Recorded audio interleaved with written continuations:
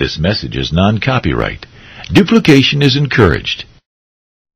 A number of years ago, in a Baptist church in Crystal Palace in southern London, the Sunday morning service was closing, and a stranger stood up at the back, raised his hand, he said, "Excuse me, Pastor, can I share a little testimony?" The pastor looked at his watch, he said, "You've got 3 minutes." And this man proceeded. He said, "I've just moved into this area. I used to live in another part of London.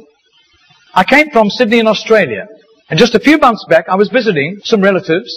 And I was walking down George Street. You know where George Street is in Sydney? It runs from the business hub out to the Rocks, the colonial area. And he said, a strange little white-haired man stepped out of a shop doorway, put a pamphlet in my hand, and he said, "Excuse me, sir, are you saved? If you die tonight, are you going to heaven?" He said, I was astounded by those words. Nobody had ever told me that. I thanked him courteously, and all the way on British Airlines back to Heathrow, this puzzled me. I called a friend who lived in this new area where I'm living now, and thank God he was a Christian. He led me to Christ. And I'm a Christian, and I want a fellowship here. And Baptists love testimonies like it. Everyone applauded and welcomed him into the fellowship. That Baptist pastor flew to Adelaide in Australia the next week. And 10 days later, in the middle of a 3-day series in a Baptist church in Adelaide, a woman came to him for counseling, and he wanted to establish where she stood with Christ. And she said, "I used to live in Sydney.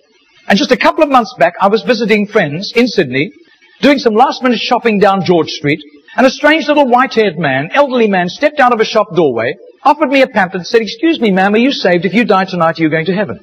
She said, I was disturbed by those words. When I got back to Adelaide, I knew this Baptist church was on the next block from me, and I sought out the pastor, and he led me to Christ. So, sir, I'm telling you that I am a Christian. Now, this London pastor was now very puzzled.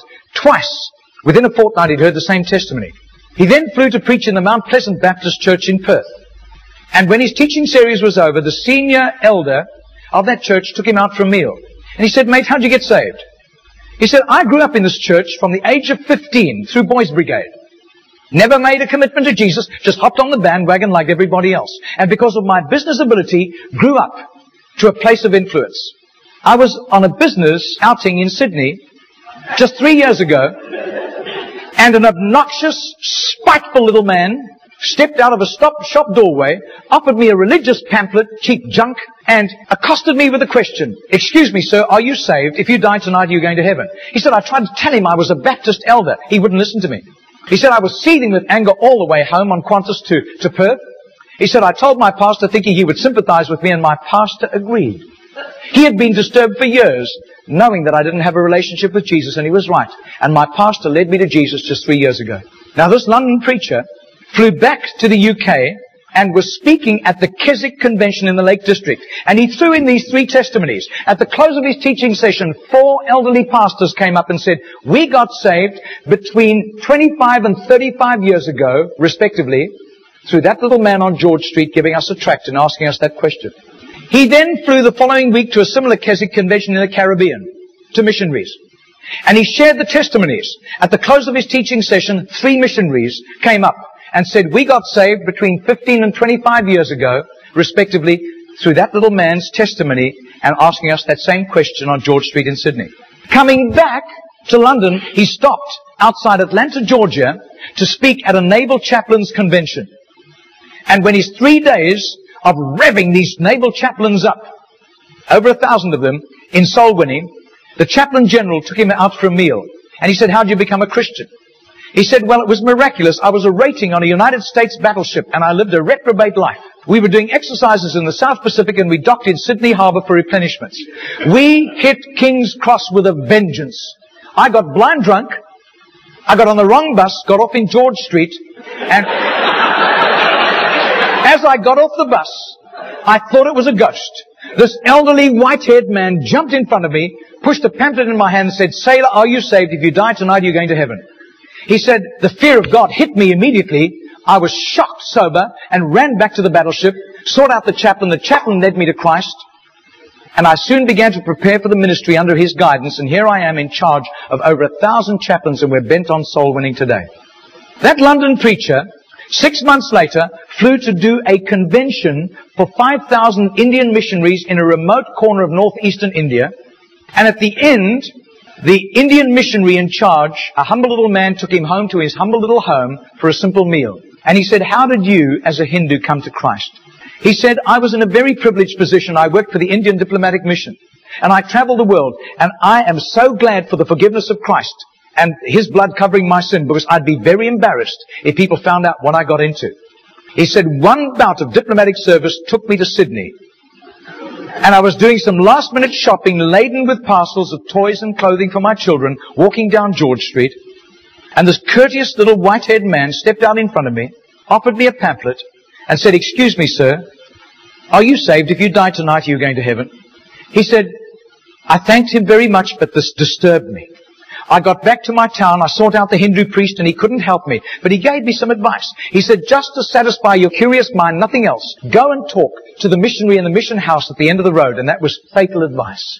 He said, because that day the missionary led me to Christ. I quit Hinduism immediately and then began to study for the ministry. I left the diplomatic service, and here I am, by God's grace, in charge of all these missionaries, and we are winning hundreds of thousands of people to Christ. Well, 8 months later, that Crystal Palace Baptist pastor was ministering in Sydney, in Gymea, southern suburb of Sydney. And he said to the Baptist minister, do you know a little man, an elderly little man who witnesses and hands out tracts on George Street? And he said, I do. His name is Mr. Genor, G-E-N-O-R. But I don't think he does it anymore. He's too frail and elderly. The man said, I want to meet him. 2 nights later, they went around to this little apartment, knocked on the door, and this tiny, frail little man opened the door. He sat them down, made them some tea, and he was so frail he was slopping tea into the saucer as he shook. And as he sat with them, this London preacher told him all these accounts over the previous 3 years. This little man sat with tears running down his cheeks. He said, my story goes like this. He said, I was a rating on an Australian warship, and I lived a reprobate life, and in a crisis, I really hit the wall, and one of my colleagues, whom I gave literal hell, was there to help me. He led me to Jesus, and the change in my life was night to day in 24 hours, and I was so grateful to God. I promised God that I would share Jesus in a simple witness with at least 10 people a day, as God gave me strength. Sometimes I was ill, I couldn't do it, but I made up for it for other times. I wasn't paranoid about it, but I have done this for over 40 years, and in my retirement years, the best place was on George Street. There were hundreds of people. I got lots of rejections, but a lot of people courteously took the tracts. And he said, in 40 years of doing this, I've never heard of one single person coming to Jesus until today. Do you know, I would say that has to be commitment. That has to be just sheer gratitude and love for Jesus to do that, not hearing of any results. Margarita did a little count. That's 146,100 people that simple little non-charismatic Baptist man influenced somehow to Jesus. And I believe what God was showing that Baptist minister was the tip of the tip of the tip of the tip of this iceberg. Goodness knows how many more had been arrested for Christ and were doing huge jobs out in the mission field. Mr. Genor died 2 weeks later. And can you imagine the reward he went home to in heaven? I doubt if his face would ever have appeared on Charisma magazine. I doubt if there would ever have been a write-up with a photograph in Billy Graham's Decision magazine, as beautiful as those magazines are. Nobody except a little group of Baptists in southern Sydney knew about Mr. Genor. But I'll tell you, his name was famous in heaven.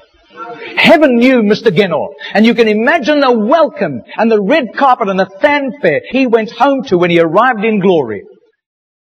Christian!